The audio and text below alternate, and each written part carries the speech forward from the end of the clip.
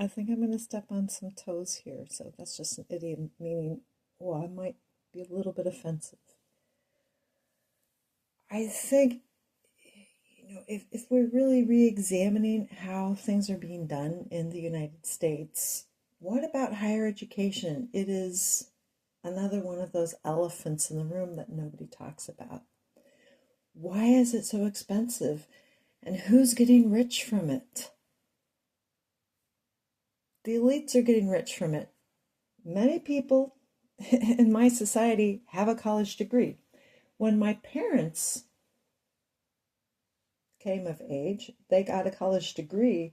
That was a big deal because their parents didn't have college degrees. I'm not even sure they had high school diplomas. Some of them came from another country, I don't know how they matriculated and I can tell you the ones that came from Europe didn't ever really learn to speak English that well, but they got by, and that's okay. Why be a snob? It doesn't mean a person isn't intelligent because they don't have a good command of the English language. What's more important is that although I wouldn't say that they had 100% American values, they did acclimate themselves to the culture. They did. I mean, all I heard about is like, oh, you're German, blah, blah. Nobody thinks I'm German. If I was blonde, you'd accept that. If I tell you I'm German, like, yeah, whatever. But, there are some dark Mennonites too. You'd be surprised. Well, oh, they have to be Hispanic. Not every dark Europeanish person is Hispanic. Will you please just get over yourself? I mean, I thought it was very odd. I mean, it's been months, but a lady on Fox News referred to Raymond Arroyo as a brown guy. I'm sorry, Pee Wee Herman had dark hair and fair skin, and he kind of looks like Pee Wee Herman. you know, like, why do you have to categorize people all the time? We have to put you in a category. People from Syria are just as white as I am. And some of them have blue eyes. So what do you say to that? What is this racial stuff is so meaningless, and where is it coming from? Where is it being um, fostered, engendered? In higher education. I can't believe that people complain about America, how terrible it is, and yet people from foreign countries come over here and they make a lavish living, and they live in, not to say, like I can resent people. Well, my grandparents were immigrants and they never got a lavish mansion. They just didn't. Is it because they were bad people or stupid people or criminals? No, I don't know what to say. Their children did much better than they did, but I respect their attitude. I respect the fact that they wanted to have a better life. They didn't want to be stuck in that quagmire of Europe, which wasn't actually Germany, but Transylvanian Saxony. Home of Dracula. You might know why they would want to get away from it. Pretty awful. In fact, my grandfather grew up in the same village as Bela Lugosi, who famously portrayed Dracula in those classic cinematic movies. But here I am wandering again, wandering. You know what? I don't know. I feel like I'm trying to catch butterflies here. But is there somebody who's going to listen? Because America, it has its good points and it has its bad points. So I don't know that this message should be about higher education because I don't want people to feel that you're just picking on me. You know what? If you feel picked on, I'm sorry. I said I'm going to step on a few toes. I removed my foot from your toes because I didn't even mean to step on your toes. Maybe you should wear steel-toed boots or something if you're that sensitive.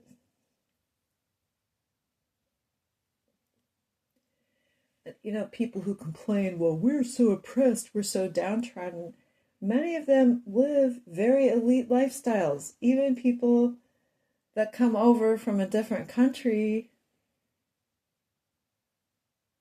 whether it be the Ukraine or Somalia, somehow they make these lavish livings here in America. How did they crack the code? If my grandparents came over here, they never cracked the code.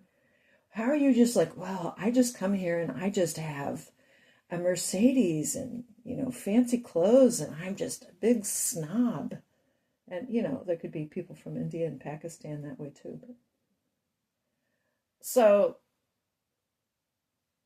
what is the American dream? What does it mean? Do you realize that I believe Trump's parents were immigrants anyway? And he's married two immigrant ladies, by the way. So how is he anti-immigrant? Do you realize how much crime is occurring in Chicago? My dad, his brother lived in Chicago for a long time. May he rest in peace, both of them. And he said, Al, how can you live there with all that crime? Boy, that was decades ago that my dad said it. And now the Supreme Court says, well, you can't, they don't want your help. They do want people's help, but they're not, they're kind of being held hostage there. I wouldn't want to live in Chicago. Why is crime? Well, I have a right to live in a crime-ridden city. That's the American way. And can you believe the mayor? He says, well, my ancestors were brought here in chains. We didn't have slavery in the North, you ignoramus. My mother would say ignoramus, I like so much about my mother. Too bad we didn't have a great relationship, It's like, so now I'm talking about something else because I've been watching all this stuff on YouTube. The covert narcissist, the malignant narcissist, isn't it a spiritual problem? I can use one Bible verse. I could use that to discuss. I think the problems in society can be summed up. Who can stand before envy?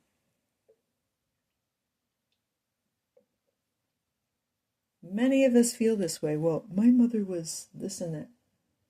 I'm not unhappy when my children succeed. I'm not unhappy at all. But they don't talk to me because I got a little bit mouthy with them. And I told them the truth one time and they had this like online community and, it's like this little secret society that you're not part of.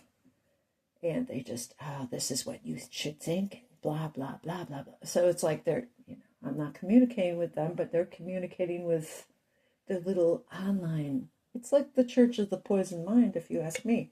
That's a Culture Club song.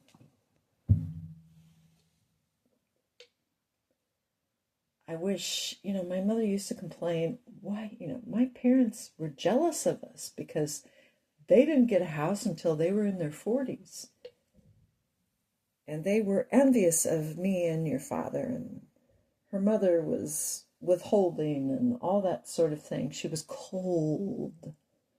And you would have thought that, I think my mother really tried not to be that way, but she didn't understand. Once I wasn't a miserable, semi-suicidal teenager, and she saw things were really picking up for me.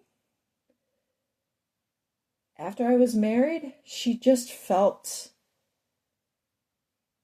that somehow made her look bad. How did I receive all these blessings? How did I get this husband who's so nice? And parents-in-law that are just, she felt she and my dad kind of felt excluded once I married my husband. But you have to know, are you uchi or are you soto, right? Inside or outside? Those are Japanese terms. I hope I'm not mispronouncing. Like, you're not really accepted. You don't realize that you were not really accepted. You were tolerated. And these so-called relationship experts say, well, what you need to do is just get away from that toxic environment and away from those toxic people. I'm just using a random accent. However, haven't we strayed from our biblical roots? Jesus said, a man who divorces his wife causes her to commit adultery. And because of the hardness of your hearts, Moses permitted divorce. But that's never the way it was supposed to be. But so many people who supposedly have a Christian worldview think divorce is the solution. Well, all you have to do is just divorce that person. And so we're seeing the divorce effect ripple throughout society. You don't only divorce your spouse now, you divorce your parent. You pretend they don't exist. And yeah, I am guilty for about, I don't know, the better part of a year, which that's an idiom meaning not an entire year, but for many months, I was mad at my mother and I didn't communicate with her for about 8 months. And if I had known how her health was deteriorating, I wouldn't have been so insensitive. And by the time I tried to reconcile with her, her health had deteriorated so much and her mind was gone.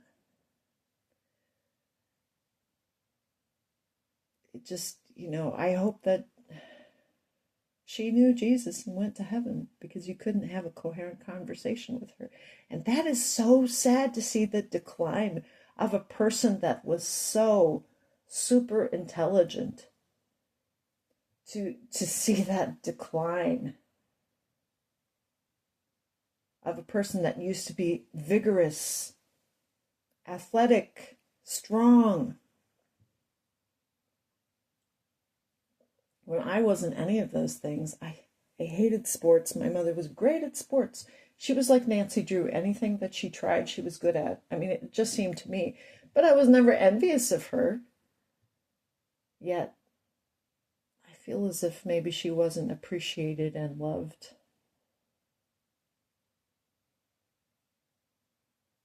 As much as she should have been by my dad. And when you have a person that treats you with contempt and takes you for granted, that hardens your heart. That was one of my favorite songs when I was a little girl, when we only had the radio, we didn't have the internet. I'm gonna harden my heart, I'm gonna swallow my tears. Quarter flash. I just related to that so well at only age 7 or 8 years old. I could relate to that. I love that song. And that's sad.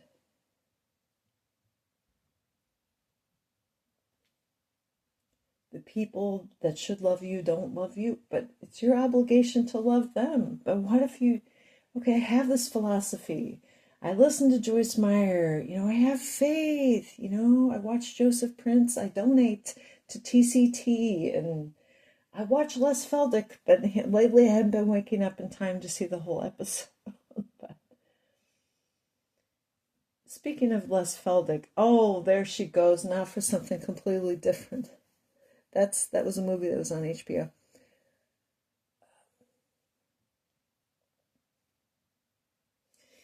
The thing I really like about Les Feldick is he began his video series in 1991,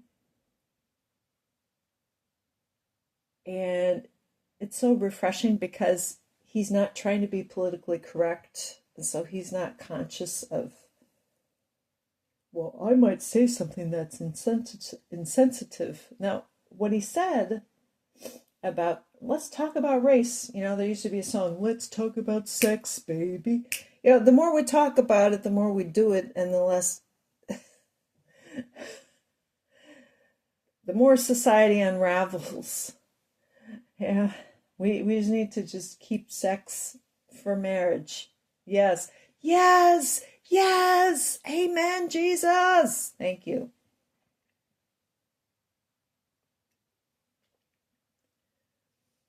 And I know his name sounds kind of funny, Les Feldick, but that's his name. So what can I say? It's just, yeah. So what? I mean, if you have like a perverted mind, you might think his last name is funny. People used to make fun of my last name. If you grow up in a perverted environment, how are you going to turn out normal? But anyway, I digressed. At least early on in his sermon series, Les Feldick is talking about the different races and his theory of this and that, after Noah's flood, and people from Asia migrated to America. And we know that they did.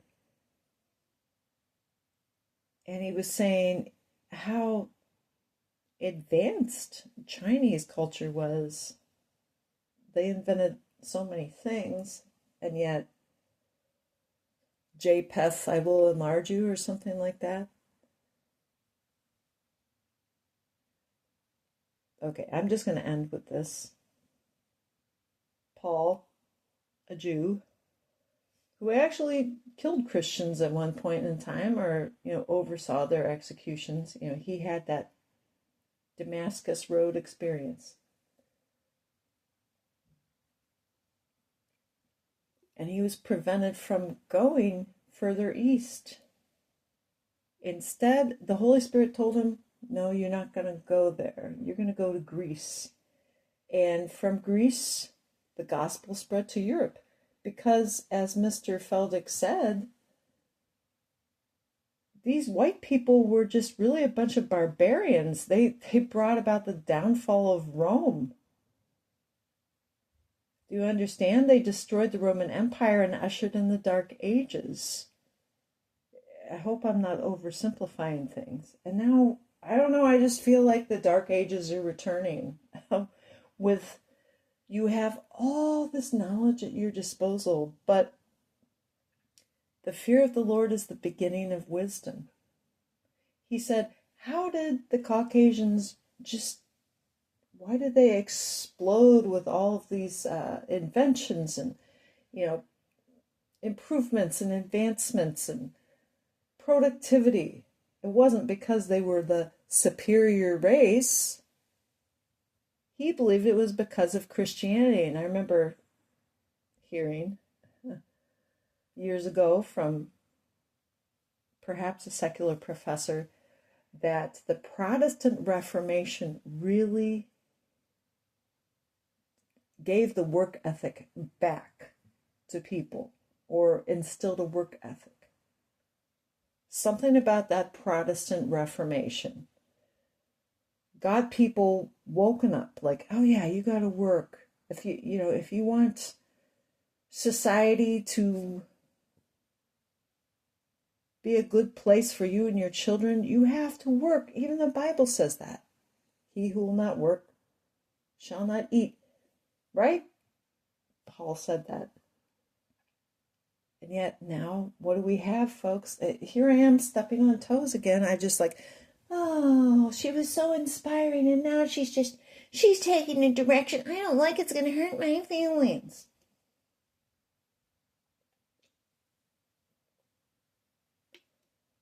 You're warehousing people in these tents and just giving them drugs. I don't get it. How is that? How can you do that? How can you do that to people?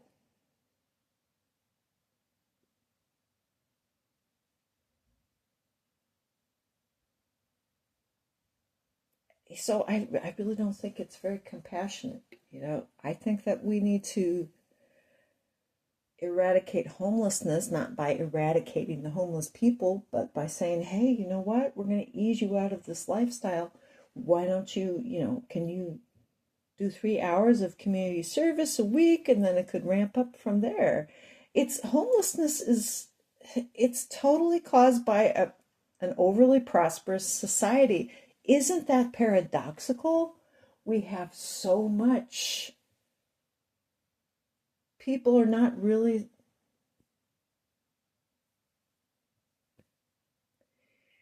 food is available to people, but they spend so much of their money on drugs. And of course, you would be starving if you're spending so much money on drugs. And although we have been taught, well, you should have tolerance. Well, the more we teach and preach tolerance in higher education, the more people feel entitled to come up to you and just stab you to death. Right? So, I'm sorry. I think we do need reform in higher education. I don't think that it's right that you can keep charging so much money for degrees. After I obtained my bachelor's degree and my MBA, okay, I didn't go to the Fisher College of Business. That's true. I didn't get my MBA from the Fisher College of Business, but it wasn't, Sealand or anything. It wasn't, the College of Sealand. It was an accredited university. And I put in my applications and I went on interviews, and it meant absolutely nothing to these people. I mean, I'm still having to pay off the debt. And, I hear that, well, they're going to garnish the wages of people that are defaulting on their loans.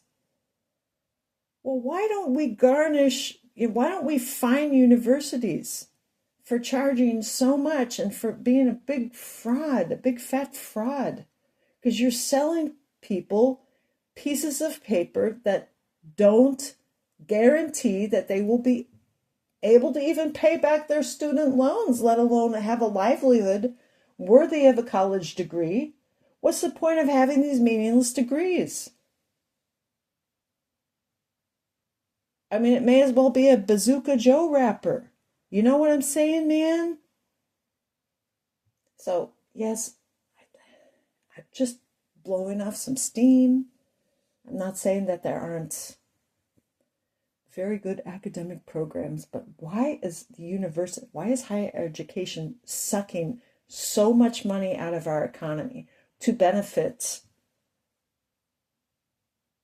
the privileged few? That's what we need to examine. Thank you for listening.